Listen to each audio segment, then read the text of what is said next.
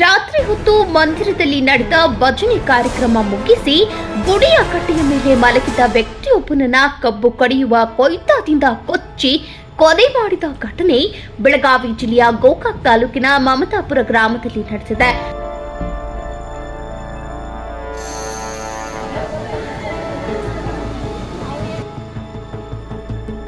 ಮಮತಾಪುರ ಗ್ರಾಮದ ಬೀರಸಿದ್ದೇಶ್ವರ ಗುಡಿಯಲ್ಲಿ ಭಜನೆ ಕಾರ್ಯಕ್ರಮ ನಡೆದಿತ್ತು. ಈ ಕಾರ್ಯಕ್ರಮ ಮುಗಿಸಿ ಗುಡಿಯ ಕಟ್ಟೆಯ ಮೇಲೆ ಮಲಗಿದ್ದ ಮಡ್ಯಪ್ಪ ಯಲ್ಲಪ್ಪ ಬಾನಸಿ 47 ವರ್ಷ ಎಂಬಾತನಿಗೆ ಅದೇ ಗ್ರಾಮದ ಬೀರಪ್ಪ ಸಿದ್ದಪ್ಪ ಸೊನತೋಳಿ ಎಂಬಾತ ಕೊಯ್ತಾದಿಂದ ಕುತ್ತಿಗೆ ಭಾಗದಲ್ಲಿ ಕೊಚ್ಚಿ ಹಲ್ಲೆ ಮಾಡಿದ್ದ. ರಾತ್ರಿ ಗಂಭೀರವಾಗಿ ಗಾಯಗೊಂಡ ಮಡ್ಯಪ್ಪನನ್ನ ಜಿಲ್ಲಾ ಆಸ್ಪತ್ರೆಗೆ ಸೇರಿಸಲಾಗಿತ್ತು. ಚಿಕಿತ್ಸೆ ಫಲಕಾರಿಯಾಗದೆ ಮಡ್ಯಪ್ಪ ಆಸ್ಪತ್ರೆಯಲ್ಲಿ ಮೃತಪಟ್ಟಿದ್ದಾನೆ.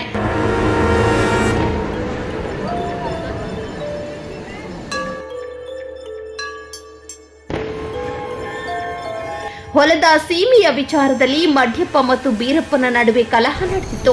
ಇದೇ ವಿಚಾರಕ್ಕೆ ಬೀರಪ್ಪ ಮಡ್ಯಪ್ಪನ ಕೊಲೆ ಮಾಡಿದ್ದು ಗೋಕಾಕ್ ಗ್ರಾಮೀಣ ಠಾಣೆಯಲ್ಲಿ ಪ್ರಕರಣ ದಾಖಲಾಗಿದೆ.